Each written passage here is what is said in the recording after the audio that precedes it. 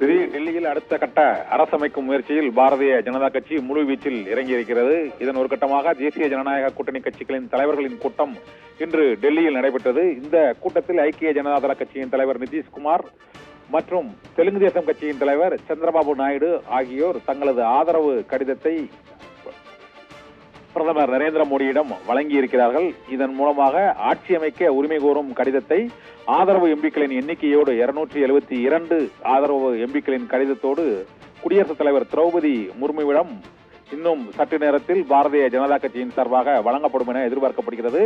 இதற்கு பின்னர் 24 மணி நேரத்தில் குடியரசுத் தலைவர் திரௌபதி முர்மு பாரதிய ஜனதா கட்சியை மீண்டும் ஆட்சி அமைப்பதற்கான அழைப்பை அதிகாரப்பூர்வமாக வெளியிடுவார் என எதிர்பார்க்கப்படுகிறது. அதன் பின்னர் ஆட்சி அமைப்பதற்கான அந்த பதவியேற்பு விழா நிகழ்ச்சி நிரலானது குடியரசுத் தலைவர் மாளிகையின் மூலமாக வெளியிடப்படும்.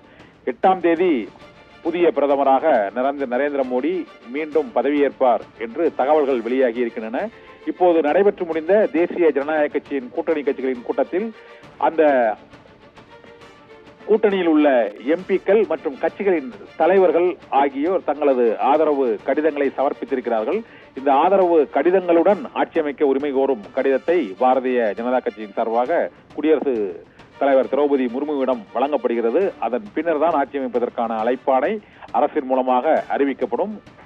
நடந்து முடிந்த தேர்தலில் 240 தொகுதிகளில் வெற்றி பெற்று தனிப்பெரும் கட்சியாக பாரதிய ஜனதா கட்சியும் 99 இடங்களில் வெற்றி பெற்று காங்கிரஸ் கட்சி 2வது பெரிய கட்சியாகவும் இந்தியாவில் உருவாகி உள்ளன. இந்த சூழ்நிலையில் அதிக எம்பிக்களை உடைய பாரதிய ஜனதா கட்சியை ஆட்சி அமைக்க அழைப்பது குடியரசுத் தலைவரின் வழக்கம். அந்த வழக்கு மரபுபடி இப்போது பாரதிய ஜனதா கட்சியை ஆட்சி அமைப்பதற்கு இந்த ஆதரவு கடிதம் கொடுத்த பின்னர் அந்த அழைப்பு அனுப்பப்படும் என எதிர்பார்க்கப்படுகிறது. இப்போது தேசிய ஜனநாயக கூட்டணி கட்சிகளின் கூட்டம் நிறைவடைந்த சூழ்நிலையில் அடுத்து இந்தியா கூட்டணி கட்சி தலைவர்களின் கூட்டமும் நடைபெற இருக்கிறது. அந்த கூட்டத்தில் அடுத்த கட்ட அரசியல் நகர்வுகள் தொடர்பாக இந்தியா கூட்டணி தலைவர்களும் ஆலோசனை நடத்த இருக்கிறார்கள்.